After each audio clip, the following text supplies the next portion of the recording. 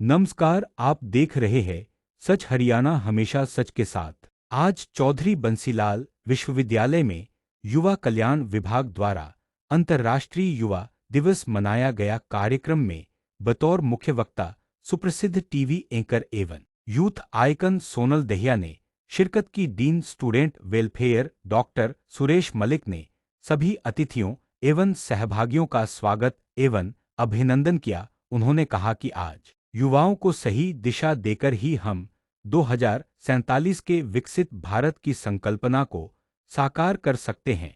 उन्होंने युवाओं से किसी भी तरह का नशा नहीं करने, मोबाइल का प्रयोग कम से कम करने और प्रतिदिन नियमित रूप से योगाभ्यास एवं व्यायाम कर पौष्टिक एवं संतुलित आहार लेने का आह्वान किया। प्रोफेसर संजीव कुमार ने कहा कि युवा का दिमाग ठंडा और खून गर्म होता है।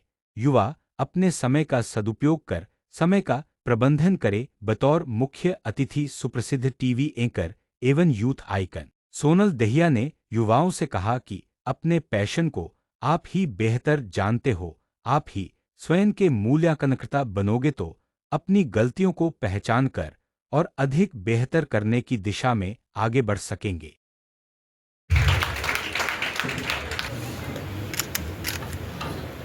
आज आपका जोश कम नहीं होना चाहिए, क्योंकि आज का जो प्रोग्राम है वो युवाओं के लिए है और युवाओं को दिखाना भी चाहिए कि वो युवा हैं।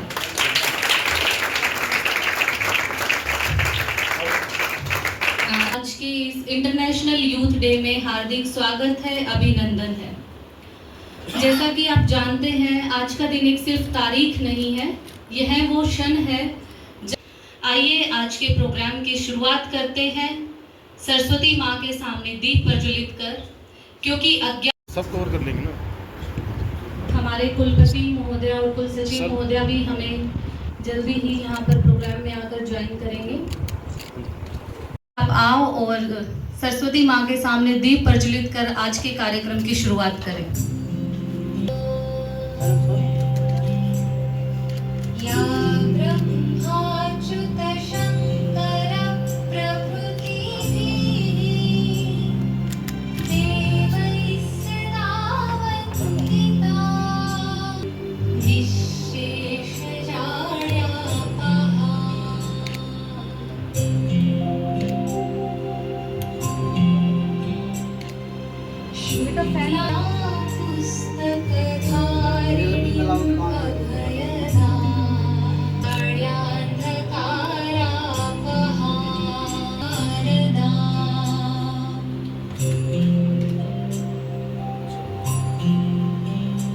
मुख्य वक्ता सोनल दहिया जी और NYK से आए हुए मेरे साथी तथा दूसरे जो बहुत ही आदरणीय प्राध्यापक साथी और बहुत ही मान व सम्मान के योग्य जो युवा साथी सामने विराजमान हैं।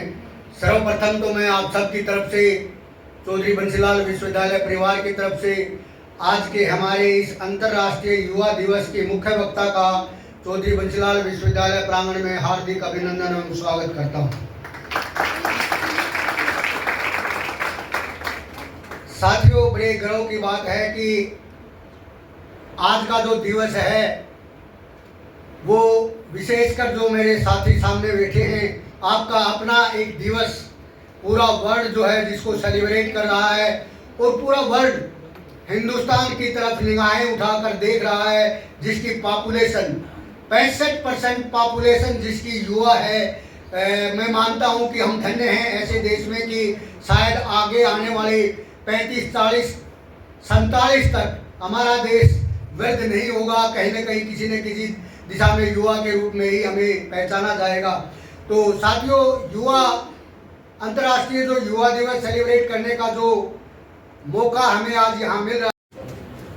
मलिक साहब जब भी बोलते हैं, मैं बार बार यही कहता हूँ कि सामने वाले के लिए शब्द ही नहीं छोड़ते। जब जल नभ थल सबको कवर कर देते हैं। मेरा ये मानना है कि जब हम यूथ की बात करते हैं तो यूथ कौन होता है, यूथ की क्या पहचान होती है, और यूथ वो होता है जिसका दिमाग ठंडा और खून गर्म होता है। तो मैं उम्मीद करता हूँ कि हमारे विद्यार्थी ज़्यादा समय न लेते हुए टाइम अपने मैनेजमेंट को बहुत अच्छे तरह से सीखेंगे, बहुत अच्छे तरह से उसको अपनाएंगे, अपने जीवन में उतारेंगे, क्योंकि हम सबके पास सिर्फ 24 घंटे का समय होता है और हम जितना अपने समय को सदुपयोग कर सकें, और ये तभी संभव है जब हम टाइम मैनेजमेंट करें। आप जैसा उन्होंने बताया कि हमारे पास एक गुण है ईश्वर का दिया हुआ, हम कुछ भी कर सकते हैं, कुछ भी बन सकते हैं अपनी ज़िंदगी में, और अगर वो कुछ भी करना है, कुछ भी बनना है, तो उसके लिए टाइम मैनेजमेंट की बहुत ज़रूरत है।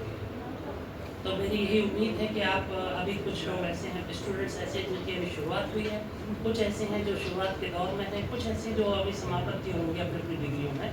लेकिन हमारा सपना तभी पूरा होगा जब आप कुछ अच्छी चीज़ों को इस यूनिवर्सिटी से लेके जाएंगे, क्योंकि कल को आप यहाँ के ब्रांड एम्बेसडर होंगे, और एम्बेसडर की क्या पहचान होनी चाहिए आप सबको पता है। इन्हीं शुभकामनाओं के साथ बहुत बहुत धन्यवाद। Thank you. First of all, thank you so much for having me here. और जो कुछ मैम ने कहा उस पर बहुत ज़्यादा भरोसा करने की ज़रूरत नहीं है, ये तारीफ में कहा जाता है, और मैं आप जैसी ही आपके बीच से ही निकली एक लड़की हूँ, एक छोटे से कस्बे से निकली मैं, महम चौबीसी से, और दिल्ली में काफ़ी समय कई मीडिया संस्थानों में मैंने काम किया।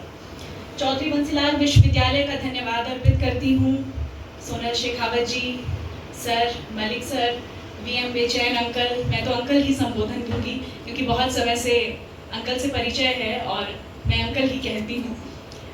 आपके बीच, युवा शक्ति के बीच आने के बाद एक निश्चित तौर पर जज्बा भीतर पैदा होता है, और जब विषय पैशन टू पर्पस हो तो फिर बात ही क्या। जब आप अपने पैशन को एक पर्पस के तौर पर चला रहे हो और उस बीच आप इस विषय की बात कर रहे हो, तो ये मेरे लिए भी एक शानदार अनुभव होने वाला है निश्चित तौर पर। देखिए, वक्त का दरिया जब बहता है ना, तो अपने साथ बहुत कुछ बहा कर ले जाता है। उस वक्त के दरिया में कुछ लोग अपनी अमिट निशान, अमिट छाप छोड़ देते हैं, कुछ उस समय के दरिया के साथ बह जाते हैं। लेकिन उस समय के दरिया में सब बहा, सब लोग उस समय के दरिया में समेटे गए, ये महत्वपूर्ण है।